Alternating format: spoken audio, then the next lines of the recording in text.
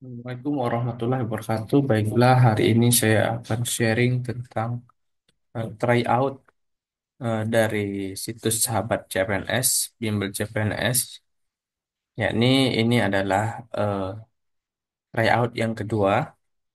Saya akan coba lebih kurang jawaban ataupun soalnya berjumlah 80 soal. Baik, mari kita mulai dengan berdoa. Berdoa selesai, kita mulai.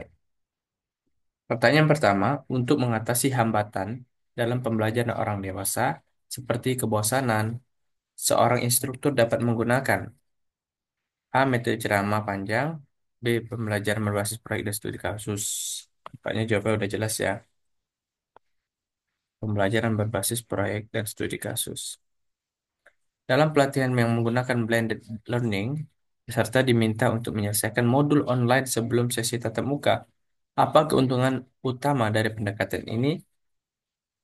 A. Mengurangi biaya. B. Meningkatkan durasi. C. Mungkin peserta belajar sesuai dengan kecepatan masing-masing. D. Mengurangi interaksi tatap muka. E. Meningkatkan keterampilan menulis. Jawabannya adalah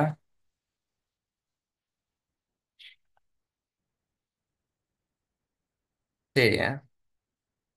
Memungkinkan peserta belajar sesuai kecepatan masing-masing karena blended learning ini adalah eh, pendekatan yang dilakukan secara online dan offline. Lanjut, nomor 3. Ibu Ani menggunakan metode permainan terstruktur untuk membantu siswa mengembangkan keterampilan kerjasama dan empati. Dalam salah satu sesi, siswa diminta untuk bekerja dalam tim untuk menyelesaikan sebuah tugas yang memerlukan kolaborasi erat. Mengapa metode ini efektif dalam mendukung perubahan perilaku? Jawabannya, A. Karena mengurangi kebutuhan akan materi teoritis. B. Karena membuat siswa fokus pada tugas individu. C. Karena mendorong interaksi sosial dan kerja sama tim. D. Karena menghindari penggunaan alat bantu visual. E. Karena mempercepat proses pembelajaran dengan mengurangi waktu diskusi. Jawaban yang tepat adalah C. Karena mendorong interaksi sosial dan kerja sama tim. Jawabannya C. Soal nomor 4. Soal nomor 4, menurut pasal 17 Permen-Pan RB nomor 42 tahun 2021 tentang pengangkatan dalam jabatan fungsional, Widya Iswari melalui promosi dilaksanakan dalam hal apa saja? A. PNS yang belum menduduki jabatan fungsional Widya Suara atau kenaikan jenjang jabatan fungsional Widya Suara satu tingkat lebih tinggi, yang B tingkat lebih tinggi di fungsional 2. Kemudian yang C yang belum ya menduduki jabatan fungsional tingkat satu atau tingkat lebih rendah. Yang D itu sudah menduduki jabatan fungsional ya atau Japung 3 tingkat lebih tinggi, dan terakhir yang belum menduduki jabatan fungsional atau tetap pada jabatan yang sama. Jadi jawabannya adalah, silakan di pause dulu. Mungkin ada yang ingin menjawab. 5 detik saya berikan.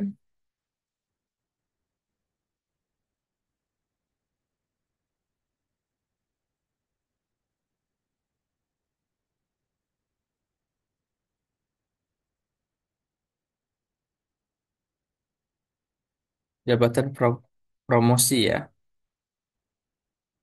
Jadi kalau saya menjawab adalah eh,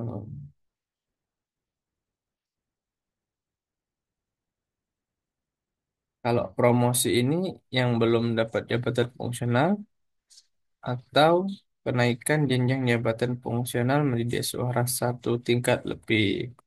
Ah, soal nomor 5. Dalam pelatihan yang menggunakan model flipped classroom, peserta diminta untuk menonton video sebelum sesi tatap muka. Apa keutamaan dari pendekatan ini? A. Mengurangi biaya pelatihan, meningkatkan interaksi tatap muka. C. Memungkinkan diskusi yang lebih mendalam dalam sesi tatap muka. D. Mengurangi jumlah peserta. E. Mempermudah proses administrasi. Jawabannya adalah C. Memungkinkan diskusi yang lebih mendalam selama sesi tatap muka. 6.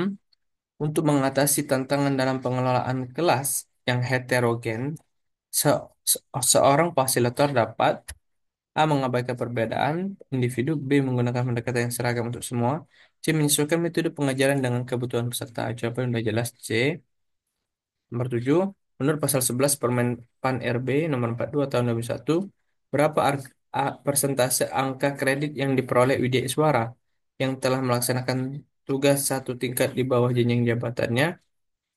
Berapa persen ya persentasenya?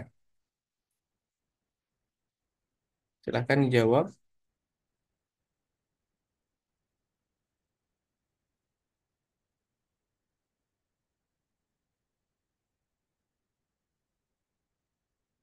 Menurut saya 100% ya. Karena logikanya kalau udah selesai baru bisa mendapatkan eh, penyelesaian dalam angka kredit. Soal nomor 8 dalam mata kuliah manajemen proyek, Dr. Sari meminta mahasiswa untuk merancang dan mengelola proyek nyata di komunitas lokal. Setelah proyek selesai, mahasiswa diminta untuk membuat laporan dan merefleksikan pengalaman mereka dalam jurnal. Mengapa pendekatan ini sejalan dengan prinsip experiential learning? A. Karena fokus pada pengerjaan teoritis. B. Karena menggunakan teknologi canggih untuk semua tugas. C. Karena melibatkan pengalaman langsung dan refleksi yang mendalam. Jawabannya jelas adalah C. Nomor 9. Dalam sebuah program pengembangan karyawan, peserta diminta untuk berpartisipasi dalam rotasi pekerjaan untuk memahami berbagai fungsi dan organisasi. Manfaat utama dari pendekatan ini adalah A. Mengurangi spesialisasi keterampilan, B. Meningkatkan pemahaman lintas fungsi dan fleksibilitas. Jawabannya adalah B. Nomor 10. Seorang widyaswara menggunakan augmented reality atau AR untuk mengajarkan prosedur keselamatan kerja. Apa keuntungan utama dari penggunaan AR atau AR dalam pelatihan ini? A. Mengurangi biaya pelatihan. B. Mungkin peserta mempraktikkan prosedur secara virtual. Kemudian C. Meningkatkan durasi pelatihan. D. Mengurangi kebutuhan perangkat teknologi. Dan E adalah meningkatkan keterampilan menulis. Jawabannya adalah B. Mungkin peserta mempraktikkan prosedur secara virtual. 11. Untuk memastikan bahwa hasil belajar tercapai dalam rencana pembelajaran matematika, bagian indikator hasil belajar haruslah A. Spesifik dan dapat diukur, B. Disusun setelah materi pokok, C. Mengikuti standar pengajaran terbaru, D. Dikembangkan oleh peserta, E. Ditinjau oleh pihak ketiga. Jawabannya spesifik dan dapat diukur. Seorang instruktur memutuskan untuk menggunakan Zoom sebagai alat untuk kelas sinkron. Manfaat utama dari penggunaan Zoom adalah nomor 12 ini. Jawabannya A. Kemampuan untuk mengolah tugas siswa, menyediakan forum diskusi tertulis, mendukung penyimpanan dokumen, memungkinkan interaksi real time dan breakout rooms, dan mengotomasi penilaian tugas. Ya, jawabannya D. Memungkinkan interaksi real time dan juga breakout rooms. Nomor 13. Dalam sebuah pelatihan, Widya Iswara menggunakan permainan edukatif sebagai alat pembelajaran. Apa tujuan utama dari penggunaan permainan edukatif ini? A. Meningkatkan kompetisi di antar peserta. B. Mempermudah proses penilaian. C. Mengurangi jumlah materi yang harus diajarkan. D. Meningkatkan keterlibatan dan motivasi peserta. E. Menghemat biaya pelatihan. Jawabannya E. Dalam tahap penyajian rencana pembelajaran matematika, instruktur harus A. Langsung menyajikan materi utama. B. Menyediakan konteks dan tujuan pembelajaran. C. Melakukan penilaian, mengatur media, dan E adalah menyusun deskripsi singkat. Jawabannya adalah menyediakan konteks dan tujuan pembelajaran.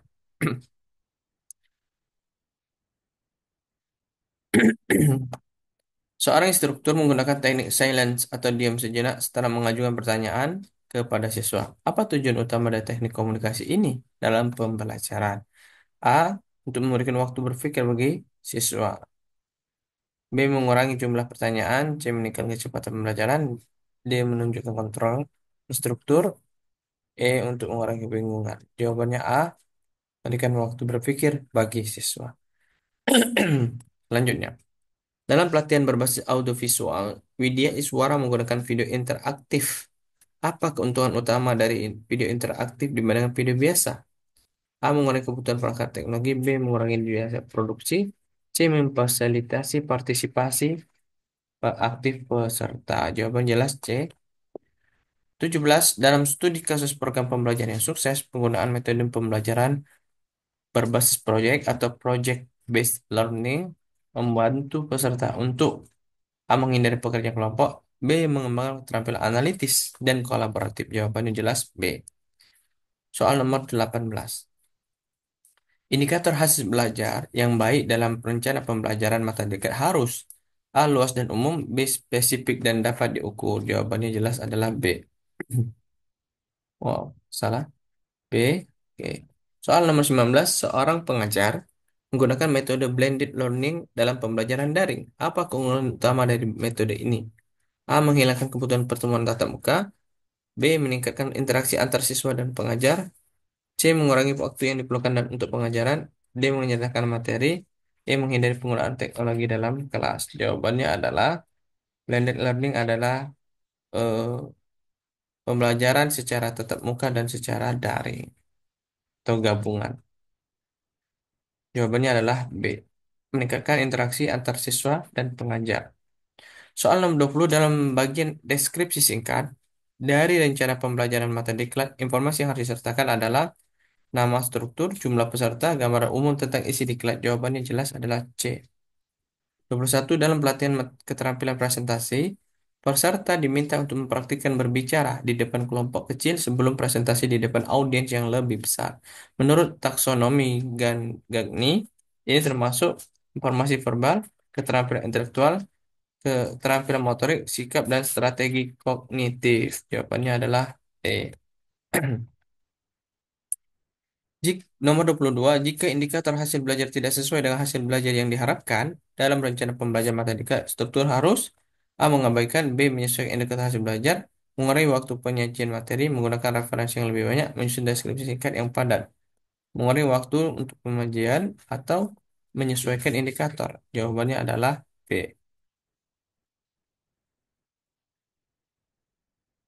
23. Jika Anda memiliki waktu terbatas untuk menyampaikan materi dalam rencana pembelajaran mata diklat, langkah yang paling efektif adalah A. Menyajikan seluruh materi dengan cepat.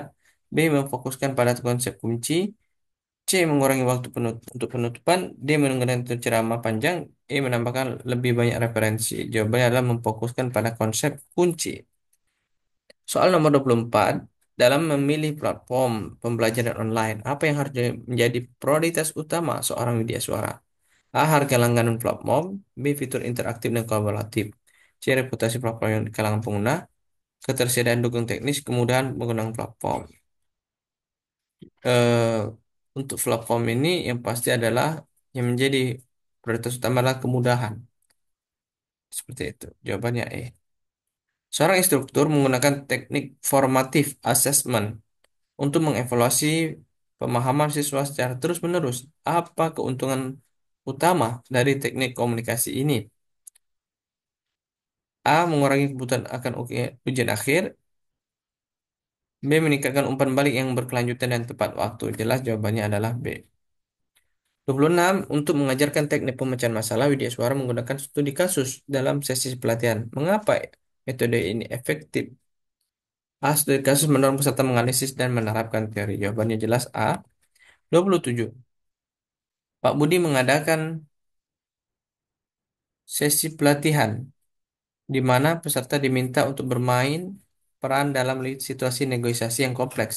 Setiap peserta harus memainkan yang berbeda perannya dan berusaha mencapai kesepakatan. Bagaimana metode ini dapat membantu mengembangkan keterampilan peserta? A. Membuat peserta fokus pada hafal argumen. B.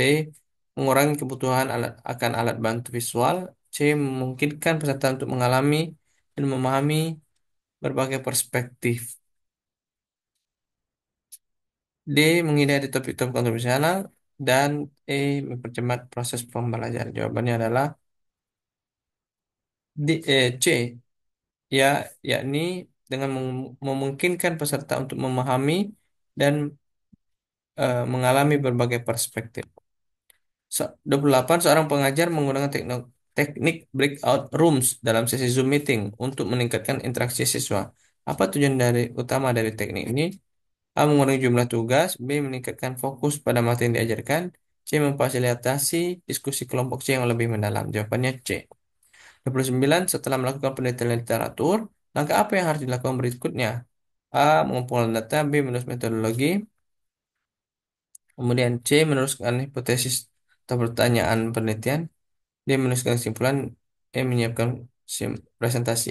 C dan sampai ini kurang tepat. A. Mengumpulkan data. B. Menulis metodologi. Jadi setelah kita menentukan judul, kemudian kita ada latar belakang, kemudian ada pertanyaan, ya, hipotesis. Kemudian metodologi yang kita pakai adalah, jawabannya adalah B. Soal nomor 30, dalam konteks pelatihan karyawan, penggunaan pendekatan pelatihan berbasis proyek dapat membantu peserta untuk A. Menghindari tugas yang menantang. B. Meningkatkan keterampilan praktis dan kolaboratif. Jawaban jelas adalah B. 31, Pak Yusuf menggunakan metode permainan peran untuk membantu peserta pelatihannya. Mengembangkan keterampilan kepemimpinan, peserta diminta untuk memainkan peran pemimpin dalam skenario tertentu dan menghadapi tantangan yang realistis. Bagaimana metode ini dapat mendukung perubahan perilaku peserta? A. Dengan memberikan banyak materi. B. Dengan mengurangi kebutuhan akan interaksi sosial. C. Dengan memungkinkan peserta mengalami dan mempraktikkan keterampilan berkepemimpinan dalam situasi yang nyata. Jawabannya adalah C. 32, siapa yang memiliki tugas mengevaluasi keselarasan hasil penilaian yang dilakukan oleh pejabat penilai menurut pasal 31 Permen Pan RB nomor 42 tahun 2001. A. Pejabat pimpinan utama, pejabat pimpinan media, pejabat pimpinan tinggi pertama, tim penilai, E. Menteri. Mengevaluasi hasil penilaian yang dilakukan oleh pejabat penilai. Jadi A sampai C ini kurang tepat antara D dan E. Jawabannya D. 33, dalam merancang kegiatan belajar mengajar untuk rencana pembelajaran mata diklat penting untuk A. Menggunakan metode yang sama, B. Mempertimbangkan preferensi peserta, C. Mengabaikan waktu sedia, D. Mengutamakan kecepatan peserta menggunakan referensi yang sudah lama. Jawabannya mempertimbangkan preferensi peserta. B. 34, dalam pelatihan yang menggunakan modul pembelajaran berbasis video, peserta dapat belajar sesuai kecepatan mereka sendiri. Manfaat untuk utama dari pendekatan ini adalah A. Mengurangi biaya produksi materi ajar. B. Meningkatkan fleksibilitas dan personalisasi pembelajaran. Jawaban jelas B. 35, referensi yang digunakan dalam rencana pembelajaran mata diklat sebaiknya. Jawabannya A. Relevan mutakhir. B. Banyak bervariasi. C. Tersedia dalam berbagai bahasa. D. Ditetapkan sebelum menyusun tujuan pembelajaran. E. Diambil dari internet saja. Jawabannya adalah relevan dan mutakhir. A. 36, Pak Andi mengajar mata pelajaran di kimia di SMA. Dalam salah satu kelasnya, dia menggunakan metode ceramah untuk menjelaskan konsep reaksi kimia. Namun dia melihat beberapa siswa kesulitan dalam memahami konsep yang dijelaskan. Apa yang dapat dilakukan oleh Pak Andi untuk membantu siswa lebih memahami materi tersebut? A. Menambah jumlah ceramah. B. Mengurangi penggunaan alat bantu visual. C. Menggabungkan antara ceramah dengan demonstrasi laboratorium dan eksperimen sederhana. Jawabannya jelas adalah C. 37, dalam sesi pelatihan, peserta diminta untuk mengembangkan strategi manajemen risiko berdasarkan skenario bisnis yang disediakan. Menurut taksonomi Gagne, ini termasuk dalam A. Informasi verbal, B. Keterampilan intelektual, C. Keterampilan motorik, D. Sikap, dan E. Ada kognitif, strategi kognitif. Sesi ya, silakan untuk dijawab. Dalam sesi pelatihan, peserta diminta untuk mengembangkan strategi manajemen risiko berdasarkan skenario bisnis yang disediakan. Maka ini termasuk keterampilan intelektual ya, karena dia menganalisis, memiliki kemampuan intelektual untuk menganalisis manajemen risiko dan juga berdasarkan strategi ataupun skenario bisnis. 38, referensi yang digunakan dalam rencana pembelajaran mata diklat sebaiknya A. Relevan dan mutakhir. Oke, jawabannya jelas. A. 39. Apa yang dimaksud dengan validitas internal dalam konteks penelitian ilmiah? Validitas. A. Keberhasilan dalam mengumpulkan data. B. Keakuratan dalam mengukur apa yang seharusnya diukur. Ya, jawabannya jelas adalah B. 40 soal terakhir di part pertama ini. Seorang instruktur menggunakan pendekatan penilaian formatif dalam pembelajaran daring. Apa tujuan utama dari pendekatan ini? A. Menghindari penilaian akhir. B. Memberikan umpan balik secara terus-menerus dapat dan membantu perbaikan siswa. Baik, itu saya yang dapat saya sampaikan untuk part pertama ini. Saya akhiri. Wassalamualaikum warahmatullahi wabarakatuh.